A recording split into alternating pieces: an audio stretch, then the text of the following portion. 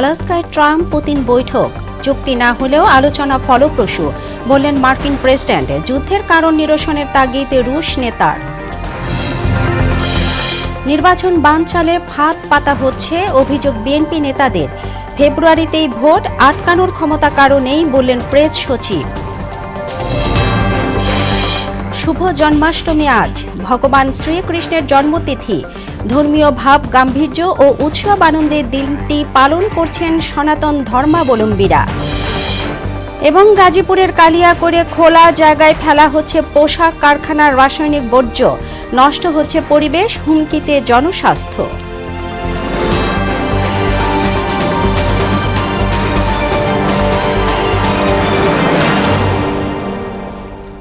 আসসালামু আলাইকুম, মোহনা সংবাদে স্বাগত। শুনছিলেন শিরোনাম, পুরো সংবাদে আপনাদের সঙ্গে আছি তাবশিরা লিজা। শুরুতেই দেশের বাইরের খবর। ইউক্রেন যুদ্ধ ইস্যুতে আলাস্কায় রাশিয়ার প্রেসিডেন্ট ভ্লাদিমির পুতিনের সঙ্গে বৈঠক করেছেন মার্কিন প্রেসিডেন্ট ডোনাল্ড ট্রাম্প। স্থানীয় সময় শুক্রবার 3 ঘণ্টা ব্যাপী অনুষ্ঠিত বৈঠকে ইউক্রেন যুদ্ধ বন্ধে কোনো চুক্তি সই হয়নি, তবে বৈঠকটি অত্যন্ত ফলপ্রসূ হয়েছে বলে মন্তব্য করেছেন ট্রাম্প। অন্যদিকে পুতিন বলেছেন, ইউক্রেন যুদ্ধ বন্ধের জন্য এই যুদ্ধের মূল কারণগুলো নিরসন করতে হবে। দুই নেতার পরবর্তী বৈঠক হতে পারে মস্কোয়।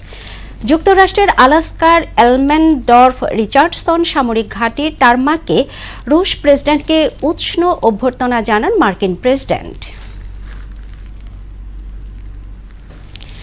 নির্বাচন বানচালে ফাঁদ পাতা হচ্ছে বলে অভিযোগ বিএনপির। দলটির জ্যেষ্ঠ নেতারা বলেন, ভোটের ফলাফলের আগ পর্যন্ত সংশয় আছে, তাই নেতাকর্মীদের এই ব্যাপারে সতর্ক থাকার তাগিদ দেন তারা। শুক্রবার নয়াপল্টনে দলের কেন্দ্রীয় কার্যালয়ে বেগম খালেদা জিয়ার জন্মদিন উপলক্ষে দোয়া ও মিলাদ মাহফিলে অংশ নিয়ে বিএনপি নেতারা এসব কথা বলেন। জনগণকে ভয়ের সংস্কৃতি থেকে মুক্ত করার পরামর্শ দেন দলটির নেতারা। বেগম খালেদা জিয়া যখন জেলে ছিলেন, আমরা দেখেছি তেজদীপ্ত মনোবল এবং সাহসিকতার সঙ্গে উনি কিভাবে মোকাবেলা করেছেন। একটা অত্যন্ত দুঃসময়ে বাংলাদেশের জনগণের পাশে দাঁড়িয়েছিলেন বিএনপি। এদিকে বিভিন্ন সরকারি প্রতিষ্ঠানে বসে থাকা আওয়ামী লীগের দোসরদের সাথে একটি ইসলামী দল নির্বাচন পিছিয়ে দেওয়ার ষড়যন্ত্র করছে বলে অভিযোগ করেছেন বিএনপির যুগ্ম মহাসচিব অ্যাডভোকেট আব্দুস সালাম আজাদ। তবে যত ষড়যন্ত্রই হোক, আগামী ফেব্রুয়ারিতে নির্বাচন অনুষ্ঠিত হবে বলে আশাবাদী তিনি। আর দলটির প্রান্তিক জনগোষ্ঠী উন্নয়ন বিষয়ক সম্পাদক এম.এ. মালেক বলেছেন, পিআর পদ্ধতি নির্বাচন দেশের মানুষ চায় না। শুক্রবার বিকেলে মুন্সিগঞ্জের লৌহজং উপজেলায় বিএনপির সমাবেশে এসব কথা বলেন নেতারা। আরও জানাচ্ছেন Humayun Kabir. 15 August BNP chairperson Begum Khaleda জিয়ার 80তম জন্মবার্ষিকী উপলক্ষে মুন্সিগঞ্জের লোহজং উপজেলা বিএনপির উদ্যোগে খিদিরপাড়া আয়োজন করা হয় গণদোয়া মাহফিল ও আলোচনা সভা। এতে বিএনপি যুগ্ম মহাসচিব অ্যাডভোকেট আব্দুস সালাম আজাদ প্রধান অতিথি এবং প্রান্তিক জনগোষ্ঠী উন্নয়ন বিষয়ক সম্পাদক এম.এ. মালেক প্রধান বক্তা হিসেবে উপস্থিত ছিলেন। সমাবেশে তাদেরকে সম্মাননা প্রদান করা হয়। এ সময় বিএনপির কেন্দ্রীয় নেতা বাবুল আহমেদ রাজপথ থেকে উঠে আসা পরীক্ষিত নেতা আব্দুস সালামকে বিপুল ভোটে নির্বাচিত করার প্রত্যয় জানান। আরেক কেন্দ্রীয় নেতা এম.এ. মালেক পিআর পদ্ধতির সমালোচনা করেন।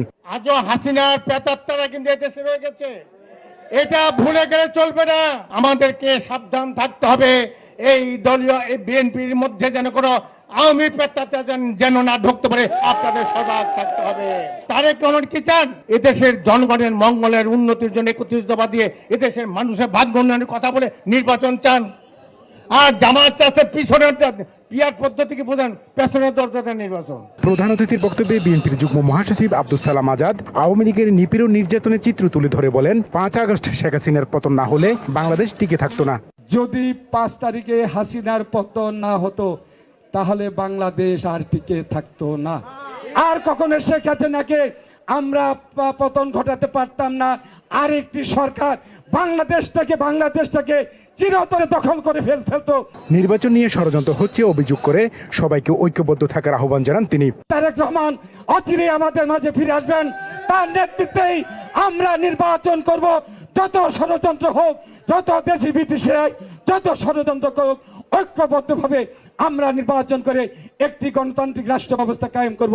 দলের মনোনয়ন পেলে এলাকার উন্নয়নে কাজ করার প্রতিশ্রুতিও দেন তিনি। আমাকে যদি নমিনেশন নাও দেওয়া হয় আমি পালায়া যাব না। পরে বেগম খালেদা জিয়ার রোগ মুক্তি ও দীর্ঘায়ু কামনা বিশেষ মোনাজাত করা হয়।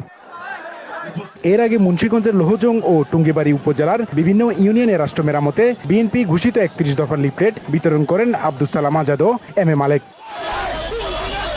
হুমায়ুন কবির, মোহনা সংবাদ, মুন্সিগঞ্জ। আসন্ন জাতীয় নির্বাচন আগামী ফেব্রুয়ারিতেই অনুষ্ঠিত হবে। এই নির্বাচন আটকানোর ক্ষমতা কারো নেই বলে মন্তব্য করেছেন প্রধান উপদেষ্টার প্রেস সচিব শফিকুল আলম। শুক্রবার জুমার নামাজের পর মাগুরায় গণ অভ্যুত্থানে শহীদ মেহেদী হাসান রাব্বি এবং আল আমিনের কবর জিয়ারত শেষে সাংবাদিকদের প্রশ্নের জবাবে তিনি এসব কথা বলেন। নির্বাচন পরিচালনার সঙ্গে সম্পৃক্ত সব দপ্তর ইতোমধ্যে প্রস্তুতি শুরু করেছে বলেও জানান প্রেস সচিব। বর্ষা শেষ হলে দেশে নির্বাচনের আমেজ চলে আসবে বলে আশা করেন তিনি। আমাদের সরকারের যতগুলো অর্গান আছে ইলেকশনকে প্রিপারেশনে যারা কাজ করে সবাই এটা নিয়ে এখন সবার পুরো দমে কাজ করছেন। ইলেকশন ফেব্রুয়ারিতে হবে এই বিষয়ে কোনো সন্দেহ নাই। যারা সন্দেহ বীজ রোপণ করছেন তাদেরকে বলবো আপনারা থামেন। ইলেকশন ফেব্রুয়ারিতে হবে এবং ইলেকশন কমিশন খুব অতি শীঘ্রই ওনারা তো বলেছেন বোধহয় ডিসেম্বরে তফসিল ঘোষণা করবেন এবং তার আগে যে ইলেকশনের প্রিপারেশনের যে কাজগুলো সেগুলো ওনারা খুব শীঘ্রই শুরু করবেন। সনাতন ধর্মাবলম্বীদের ভগবান শ্রীকৃষ্ণের জন্মতিথি ও শুভ জন্মাষ্টমী আজ। দেশের হিন্দু সম্প্রদায় ধর্মীয় ভাব গাম্ভীর্য ও আনন্দ উৎসবের মধ্য দিয়ে দিনটি পালন করছে। হিন্দু পুরাণ মতে ভগবান শ্রীকৃষ্ণ ভাদ্র মাসে কৃষ্ণপক্ষের অষ্টমী তিথিতে জন্মগ্রহণ করেন। জন্মাষ্টমী উপলক্ষে সকালে ঢাকেশ্বরী জাতীয় মন্দির মেলাঙ্গনে গীতা যজ্ঞের আয়োজন করা হয়েছে, যা পরিচালনা করে চট্টগ্রামের সীতাকুণ্ডের শঙ্কর মঠ ও মিশন। বিকেলে জন্মাষ্টমী শোভাযাত্রা ও রাতে রয়েছে শ্রীকৃষ্ণ পূজা। শোভাযাত্রাটি পলাশীর মোড় থেকে শুরু হয়ে বাহাদুর শাহ পার্কে গিয়ে শেষ হবে। দর্শক, রাজধানী মিরপুর কেন্দ্রীয় মন্দিরে আছেন সহকর্মী উষা ফেরদৌস। উষা, জন্মাষ্টমীর আয়োজন সম্পর্কে আমাদের বিস্তারিত জানান।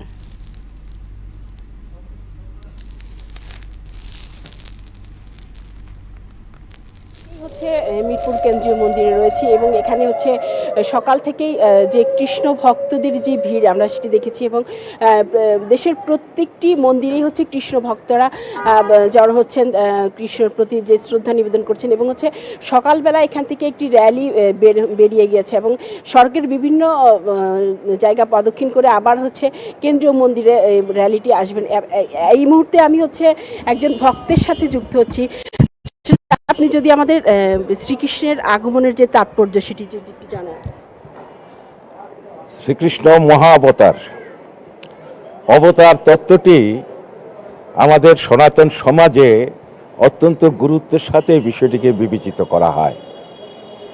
অবতার তত্ত্বের মূল কথা হচ্ছে যে যখন যেখানে ধর্মের উপরে গ্লানি নেমে আসে, যখন যেখানে অসুরদের দুষ্টদের আধিক্য বেড়ে যায়, তাদের অত্যাচার উৎপীড়ন বেড়ে যায়, বিষ্ণু তখন অবতার রূপে, বিষ্ণুর পক্ষ হতে অবতার রূপে তখন আসেন একজন এবং এসে তিনি সেই দুষ্টদেরকে দমন করেন এবং শিষ্টদেরকে পালন করেন, ধর্মের পুনঃস্থাপন করেন।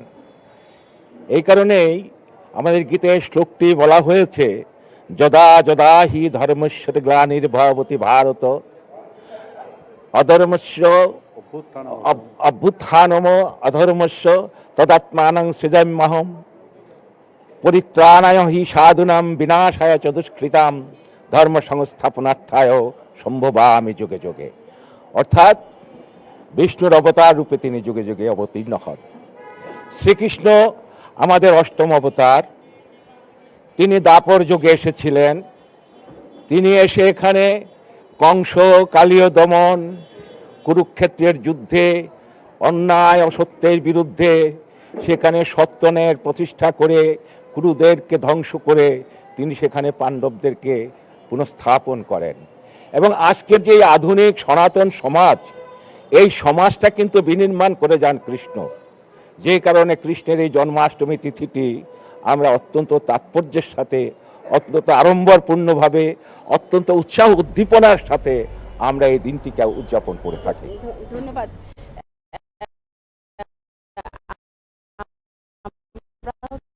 আসলে জানছিলাম যে হচ্ছে কৃষ্ণের যে অবতার, কৃষ্ণ হচ্ছে যুগে যুগে শান্তি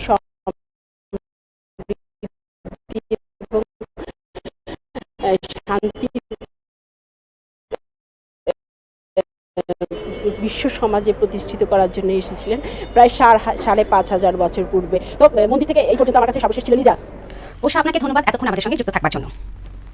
গাজীপুরের কালিয়াকৈরে পোশাক কারখানার বর্জ্যে চরম ভোগান্তিতে কলাবাধা গ্রামের মানুষ। কয়েকটি কারখানা শোধন ছাড়াই রাসায়নিক বর্জ্য ফেলছে পাশের খাল এবং খোলা জায়গায়। এতে জমির ফসল নষ্ট হওয়ার পাশাপাশি হুমকিতে পড়েছে জনস্বাস্থ্য। আলহাজ হোসেনের তথ্যে তাহসিন তারিনের ডেস্ক রিপোর্ট। গাজীপুরের কালিয়াকৈরে বিভিন্ন কারখানা থেকে দিনরাত অপরিশোধিত তরল বর্জ্য নির্গত হচ্ছে। এতে ভয়াবহ দূষণের কবলে উপজেলার কলাবাদা গ্রাম। এইসব বর্জ্যে দূষিত হচ্ছে খালের পানি ও কৃষি জমি। বিষাক্ত পানি ও দুর্গন্ধে চর্মরোগ, শ্বাসকষ্ট সহ নানা স্বাস্থ্য সমস্যায় ভুগছেন অনেকে। ঠান্ডা জ্বর এসেছে, পানি খসে হয়েছে, মাজা পানির মধ্যে কালও গেছি, পরশুদিনও গেছি। আবার ট্যাঙ্কের পানি ছেড়ে দেয়, আবার লিক প্লাস ড্রেন করছে, চাপাল করে পানি বাড়াতে পারে না। কিছু কিছু ফ্যাক্টরির পানি, ডাইংয়ের পানিটা নিয়ে এখানে ছাড়া হয়, আর এই পানিগুলো পাস হইতে পারে না। বৃষ্টির দিনে এই পানি আশপাশের রাস্তাঘাটে ছড়িয়ে পড়লে চলাচলে তৈরি হয় দুর্ভোগ। জলজ প্রাণী মারা যাওয়ায় নষ্ট হচ্ছে জীববৈচিত্র্য। এই বিষয়ে প্রশাসনের হস্তক্ষেপ ও তদন্ত দাবি করছেন স্থানীয়রা। ডাইংয়ের পানি বোঝা যায়, বৃষ্টির পানি তো এক সাইজের, ফ্যাক্টরির পানি আসলে বোঝা যায় যে ফ্যাক্টরির পানি এখন ঢুকছে। ভ্যান গাড়ি দেয়া, ওই উঁচা রিক্সা দেয়া, ওইগুলা দেওয়া চলে, মানে যাইতে মানে যাতায়াত করতে পারে না, কারণ তো যে ময়লা আর। অবশ্য কারখানা কর্তৃপক্ষের দাবি, তারা ইটিপি চালু রেখেই বর্জ্য নিষ্কাশন করেন। ইটিপির পানিটা আশেপাশের ডাইংয়ের যে ফ্যাক্টরিগুলো আছে, ওরা যদি ডাইংয়ের ইটিপির পানিটা যদি পরিশোধন করে বৃষ্টির পানির সাথে যদি না ছাড়ে, তাহলে জলাবদ্ধতাটা হবে না। নর্মাল বৃষ্টি হলে কখনো জলাবদ্ধতা হয় না, কিন্তু বৃষ্টিটা হওয়ার সাথে সাথে ইটিপির পানিটা ছাড়ার কারণেই মেনলি জলাবদ্ধতাটা হচ্ছে। বিষয়টি তদন্ত করে ব্যবস্থা নেওয়ার কথা জানিয়েছে পরিবেশ অধিদপ্তর। যে প্রতিষ্ঠানই ইটিপির কার্যক্রম বন্ধ রাখবে বা ইটিপি থাকবে না, কিংবা আনট্রিটেড অবস্থায় তরল বর্জ্য বাইরে নিঃসরণ করবে, সেসব প্রতিষ্ঠানের বিরুদ্ধে আমরা কিন্তু অত্যন্ত শক্তভাবে ব্যবস্থা নিচ্ছি। এইসব শিল্প কারখানা যাতে পরিবেশ আইন মেনে সঠিকভাবে বর্জ্য ব্যবস্থা করে, সে ব্যাপারে কঠোর নজরদারির প্রত্যাশা ভুক্তভোগীদের। তাহসিন তারিন, মোহনা সংবাদ। টানা বৃষ্টিতে জলাবদ্ধতার সৃষ্টি হয়েছে বেনাপোল বন্দরে। পানির নিচে তলিয়ে থাকার নষ্ট কোটি কোটি টাকার পণ্য ও মালামাল। তাতে ব্যবসায়ীদের লোকসানের পাশাপাশি কাঙ্ক্ষিত রাজস্ব আদায়ে ব্যর্থ হচ্ছে সরকার। পানি নিষ্কাশনের ব্যবস্থা গ্রহণ করা হয়েছে জানিয়েছে কর্তৃপক্ষ। শিশির কুমার সরকারের প্রতিবেদন, জানাচ্ছেন সিফাত রহমান জেসি। টানা বৃষ্টিতে সৃষ্ট জলাবদ্ধতার কারণে কোটি কোটি টাকার মালামাল নষ্ট হচ্ছে বেনাপোল বন্দরে। কখনো খোলা আকাশের নিচে রোদের কারণেও ক্ষতি হচ্ছে আমদানিকৃত মালামালের গুণগত মান। পানি জমে থাকা পণ্য খালাসে ভোগান্তি পোহাতে হচ্ছে বন্দর কর্তৃপক্ষকে, ফলে হচ্ছে না কাঙ্ক্ষিত রাজস্ব আদায়। বৃষ্টি হলে আমরা কাজ করতে পারি না, অল্প পানি বেঁধে যায়, এতে আমাদের জীবিকার অসুবিধা হচ্ছে। একদিন বৃষ্টি হয় তাহলে 3-4 দিন সেটা সাইডে বৃষ্টির পানি জমে থাকে, এতে করে আমাদের কাজকাম করার খুব সমস্যা দেখা দেয়। তাড়াতাড়ি পারে পোর্টের পানি নিরসন করুক। উন্নত ড্রেনেজের অভাবে জলাবদ্ধতার জন্য কর্তৃপক্ষকে দায়ী করলেন ব্যবসায়ীরা। তাদের দাবি, বন্দরের সব কার্যক্রম সুষ্ঠুভাবে পরিচালিত করতে প্রয়োজন একটি সংগঠিত কর্তৃপক্ষ। বেনাপোল কাস্টমস ও বন্দরে বিভিন্ন সময় ব্যাপক উন্নয়নমূলক কাজ হলেও কর্তৃপক্ষ পানি নিষ্কাশনের জন্য ড্রেনেজ ব্যবস্থা ভালো করেনি, বিধায় এই জলাবদ্ধতা। 1-2টি গোডাউন বাদে আর সমস্ত গোডাউনগুলো নিচে পানি বাঁধা এবং একটা বাজে অবস্থা। সেখানে মাল রাখার অনুপযোগী অবস্থা। রেল লাইন বা আদার স্থাপনার পিছনে বন্দর আছে, কাস্টম আছে, এদের সাথে বসা হচ্ছিল। অতএব এরকম একটা স্থাপনার জন্য একটা মানে অন্তত 5 সদস্যের একটা টিম যারা কন্টিনিউ থেকে থাকবে, তারা এগুলো স্বার্থ দেখবে। ইতোমধ্যে পানি নিষ্কাশনের ব্যবস্থা গ্রহণ করা হয়েছে। সেই সাথে ড্রেনেজ ব্যবস্থা উন্নয়ন প্রকল্প গ্রহণ করা হয়েছে বলে জানান বন্দরের পরিচালক। পানি নিষ্কাশনের জন্য মাস্টার প্ল্যান আমরা ইতোমধ্যেই করেছি। আমাদের পরবর্তী যে অ্যাক্সেস প্রকল্প রয়েছে, অ্যাক্সেস প্রকল্পের মাধ্যমে আমরা এই বেনাপোল স্থলবন্দরের যে পানি যেটি প্রবল বর্ষণের ফলে জমে যায়, সেটিকে যেন ড্রেনের মাধ্যমে সঠিকভাবে নিষ্কাশন করা যায়, সেজন্য আমাদের ড্রেনেজ ব্যবস্থা আরও উন্নত করার নতুন নতুন ড্রেন নির্মাণের যে প্রকল্প আমরা হাতে নিয়েছি। বন্দরের কর্মক্ষমতা বাড়াতে দ্রুত ড্রেনেজ ব্যবস্থা উন্নতকরণ সহ সব ধরনের পদক্ষেপ নেবে কর্তৃপক্ষ, দাবি সংশ্লিষ্টদের। সিফাত রহমান, জেসি, মোহনা সংবাদ। দেবে যাওয়ার 15 বছরেও নির্মাণ হয়নি ফরিদপুরের সালথা উপজেলার কাকদির খালের উপরে নির্মিত সেতুটি। ফলে ভাঙা সেতুর উপরে কাঠের পাটাতন দিয়ে চলাচল করছে লোকজন। এতে প্রায়ই দুর্ঘটনা ঘটছে। নতুন প্রকল্পে অন্তর্ভুক্ত হলেই সেতুটি করে দেয়া হবে বললেন উপজেলা প্রকৌশলী কর্মকর্তা। প্রসেনজিৎ বিশ্বাসের প্রতিবেদন, জানাচ্ছেন তাহসিন তারিন। 2010 সালে দেবে যায় ফরিদপুরের সালথা উপজেলার কাকদি খালে সেতুটি। এরপর থেকে 15 বছর ধরে ভাঙা অংশে কাঠের পাটাতন দিয়ে চলাচল করছে মাজারদিয়া ও সোনাপুর ইউনিয়নের 10,000-এরও বেশি মানুষ। ভাঙা কাঠের পাটাতন বৃষ্টি হলেই পিচ্ছিল হয়ে যায়, তাতে প্রায় ঘটছে দুর্ঘটনা। স্থানীয়রা জানান, সেতুর নিচে অনেক গভীরতা থাকার পরও আর কোনো উপায় না থাকায় ঝুঁকি নিয়ে চলাচল করছে ভ্যান, অটোরিকশা, মোটরসাইকেল সহ অন্যান্য যানবাহন। যে কোনো সময় যে জল হয়ে গেছে নিচ দিয়ে, এখনো যে কোনো সময় ব্রিজটা ভেঙে যেতে পারে। 10 বছর ধরে 2015 সালের পর থেকে এটা ভয়াবহ অবস্থা। কিছুদিন আগে একটি শিশু এখান দিয়ে পড়ে গেছিল। কোনো প্রকল্পের অন্তর্ভুক্ত না থাকায় সেতুটি নির্মাণ করা যাচ্ছে না। নতুন প্রকল্পে অন্তর্ভুক্ত করার জন্য তথ্য দেয়া আছে, পাশ হলেই সেতু নির্মাণ করা হবে বলে জানালেন উপজেলা প্রকৌশলী কর্মকর্তা। প্রকল্পের অধীনে প্রকল্পের ডিপিপির অন্তর্ভুক্ত না হলে করা যায় না। এখন হচ্ছে চলমান কোনো প্রকল্প নাই এই মুহূর্তে। নতুন প্রকল্পের ডিপিপিতে অন্তর্ভুক্ত করার জন্য তথ্য দেওয়া আছে। নতুন প্রকল্প পাশ হলে তখন করা যাবে। ভোগান্তি লাগবে, দ্রুত সেতুটি নির্মাণ করে দেবে কর্তৃপক্ষ, দাবি এলাকাবাসীর। তাহসিন তারিন, মোহনা সংবাদ। এবার সারা দেশে অনুষ্ঠিত সভা সমাবেশ নিয়ে প্রতিনিধিদের তথ্যচিত্রে ডেস্ক রিপোর্ট। টাঙ্গাইলের মির্জাপুরে বিএনপির চেয়ারপারসন বেগম খালেদা জিয়ার 80তম জন্মবার্ষিকী উপলক্ষে মিলাদ ও দোয়া মাহফিল অনুষ্ঠিত হয়েছে। মুন্সিগঞ্জ লোহজং উপজেলার বিএনপির উদ্যোগে 31 দফা দাবি বাস্তবায়নের লক্ষ্যে লিফলেট বিতরণ করা হয়। বান্দরবানে 3 দিনব্যাপী জন্মাষ্টমী উপলক্ষে নানা ধর্মীয় কর্মসূচির আয়োজন করেছে উৎসব উদযাপন পরিষদ। ঝালকাঠিতে সদর উপজেলার ইউনিয়ন পর্যায়ে বিএনপির সদস্য নবায়ন কর্মসূচির উদ্বোধন করা হয়েছে। ভোলার চরফ্যাশনের নাংলাপাতা গ্রামে চাষাবাদ করতে না দেওয়ার প্রতিবাদে মানববন্ধন করেছেন ভুক্তভোগী কৃষকরা। সুনামগঞ্জে জন্মাষ্টমী উপলক্ষে 4 দিনব্যাপী নানা ধর্মীয় কর্মসূচির আয়োজন করা হয়েছে। নাটোরে বিশিষ্ট সমাজসেবক মরহুম ডক্টর নাসির উদ্দিন তালুকদারের 50তম মৃত্যুবার্ষিকীতে দোয়া মাহফিল অনুষ্ঠিত হয়। বরিশালে বেগম খালেদা জিয়ার 80তম জন্মদিন আলোচনা সভা ও দোয়া মাহফিলের মাধ্যমে উদযাপিত হয়েছে। সাতক্ষীরা শ্যামনগরে ভাঙন কবলিত খোলপিটুয়া নদী থেকে বালু উত্তোলন বন্ধের দাবিতে মানববন্ধন করেছে এলাকাবাসী। ময়মনসিংহ মহানগর ও দক্ষিণ জেলা বিএনপির উদ্যোগে বেগম খালেদা জিয়ার 80তম জন্মবার্ষিকী উপলক্ষে কোরআন তিলাওয়াত, মিলাদ ও দোয়া মাহফিল অনুষ্ঠিত হয়েছে। নওগাঁর মান্দায় বিএনপি চেয়ারপারসন বেগম খালেদা জিয়ার 80তম জন্মবার্ষিকী পালিত হয়েছে। নাটোরে বিএনপির চেয়ারপারসন বেগম খালেদা জিয়ার জন্মবার্ষিকী পালন করা হয়েছে। সাংবাদিক তুহিন হত্যার বিচার ও তার আত্মার মাগফিরাত কামনা করে গাজীপুরে দোয়া ও আলোচনা মাহফিল অনুষ্ঠিত হয়েছে। জয়পুরহাটে জেলা প্রশাসক ডিসি কাপ ফুটবল টুর্নামেন্টের সমাপনী অনুষ্ঠিত হয়েছে। কেরানীগঞ্জে বিএনপির চেয়ারপারসন বেগম খালেদা জিয়ার 80তম জন্মবার্ষিকী পালিত হয়েছে। সিফাত রহমান, জেসি, মোহনা সংবাদ।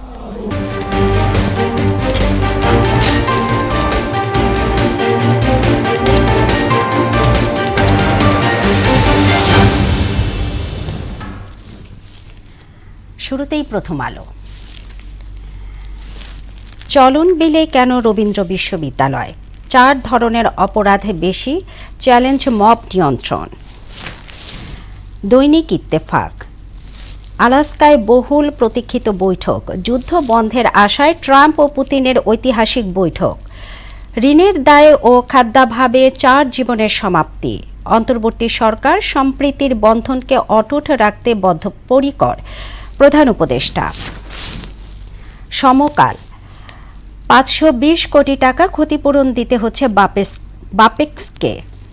চালকদের নিষ্ঠুরতা, অ্যাম্বুলেন্সের ভেতরে নবজাতকের মৃত্যু। ভোলাগঞ্জে পাথর লুট, 1500 জনকে আসামি করে প্রথম মামলা। বাংলাদেশ প্রতিদিন। ফাঁদে পা দেবে না বিএনপি, ট্রাম্প পুতিন বৈঠক শেষ হাসি কার? ভ্রাতৃত্বের বন্ধন অটুট রাখতে দৃঢ় অঙ্গীকারবদ্ধ বিএনপি, তারেক রহমান। যুগান্তর। সিএনএনকে ডক্টর ইউনূস, সংস্কার ও বিচার ছাড়া নির্বাচনে ফিরবে পুরনো সমস্যা। আওয়ামী আমলে ব্যাংক খাতে লুটপাট, 3 গভর্নরের বিরুদ্ধে তদন্ত। ফেব্রুয়ারিতেই নির্বাচন, কোনো শক্তি নেই ডিলে করার, প্রেস সচিব। সর্বশেষ the daily star. Shahjalal international airport terminal 3 operations face further delay. Trump Putin in Alaska to end Ukraine war. Police struggle to regain their lost morale. দর্শক, এই ছিল সংবাদপত্রের গুরুত্বপূর্ণ শিরোনাম। শেষ করছি মোহনা সংবাদ, তবে যাবার আগে শিরোনামগুলো আরও একবার।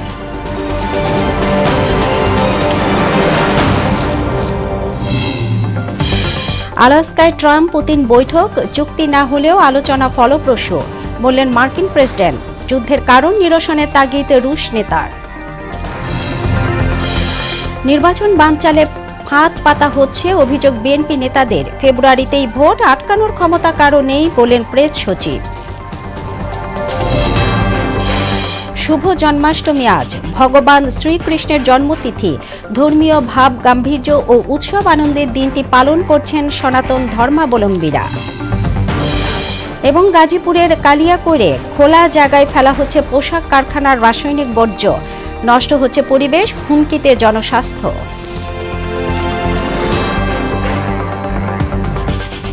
এই ছিল মোহনা সংবাদে। পরবর্তী সংবাদ দুপুর 1টায় দেখার আমন্ত্রণ রইল। এর আগে সকাল 11টায় দেখবেন সংবাদ এক নজরে। মোহনার সবশেষ খবর জানতে ভিজিট করুন www.mohona.tv। সংবাদ দেখতে পারেন ফেসবুক, ইউটিউবেও। এতক্ষণ সঙ্গে থাকার জন্য ধন্যবাদ সবাইকে।